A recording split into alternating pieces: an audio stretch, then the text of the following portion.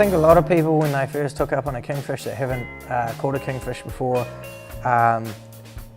initially they get the first bite and they panic. Once they feel the weight come on, they sort of think, oh my God, I can't do this. I try and tell people what to expect, but until they're actually hooked up, they don't realise.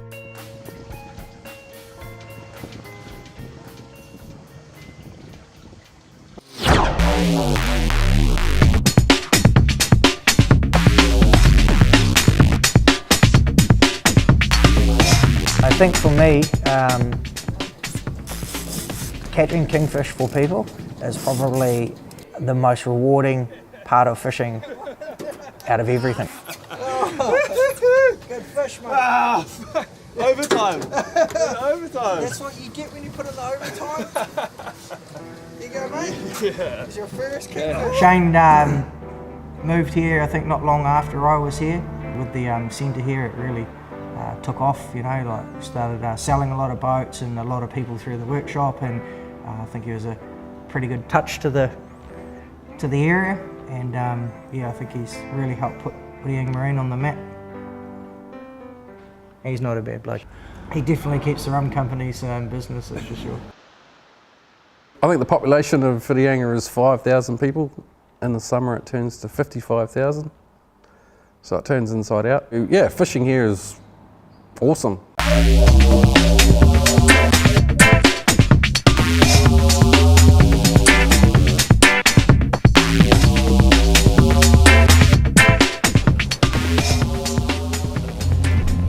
little bit of sign coming through here. Hey! Next man!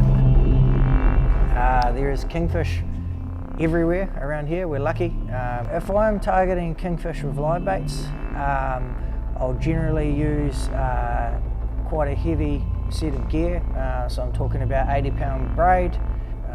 I use circle hooks because they're effective at hooking kingfish in the mouth, and we catch a lot of kingfish and we release almost all of the kingfish we catch, so they're in much healthier condition when we release them after being hooked in the mouth. What have I heard about kingies? They're just great fight, and they're prevalent pretty much everywhere.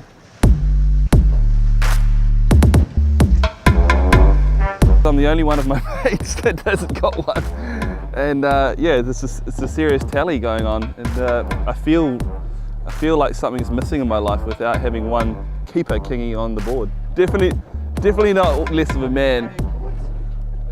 I got no issues. just one small piece. One small piece in the puzzle is what I was going to say that's missing.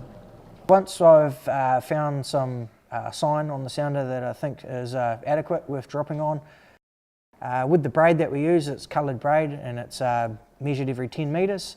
So it's really effective in terms of if I see a good bunch of sign at 30 metres, I can just tell whoever's fishing, drop it down 3 colours, count them as they go out, put your lock on, and just wait for the bite.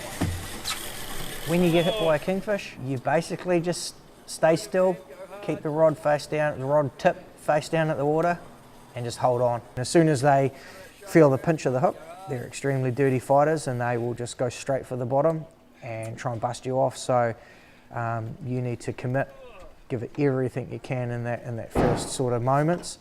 Otherwise, you got a pretty good chance of losing your fish. Yeah, pretty excited about the new boat. It's a 6.9 centre cab. I went to Stablecraft and they gave me the opportunity to design a boat that I wanted. So I really love my live baiting, so I wanted like twin live bait tanks, 4 tuna tubes, bait station. It's really just sort of tweaked it to my fishing style, and they were great. They just took on board everything that I said. Yeah, it just turned out amazing. It's more than I ever thought it was going to be. I love it. Stablecraft was my first choice of boat, and Yamaha was my first choice of engine. So it just tied in perfectly working with these guys. And they've always looked after my boat and my engine, and I've never had a problem with either of them. I think it's been a testament, obviously, to Yamaha and to the service and support that these guys have been able to provide me as well. What I like about Yamaha is, for me personally, is just the reliability is probably the biggest factor.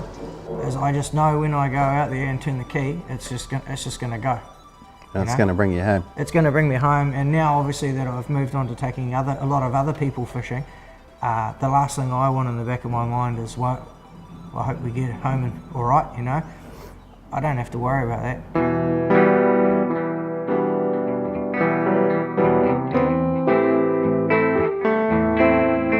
Seriously, you're going like 25 knots and then you give it some more and people almost fall over. It's got still that much grunt left in it. It's like it feels like a jet ski. So digital control, silky smooth. It's just a touch into gear and just fingertip control. Beautiful, eh, Gene?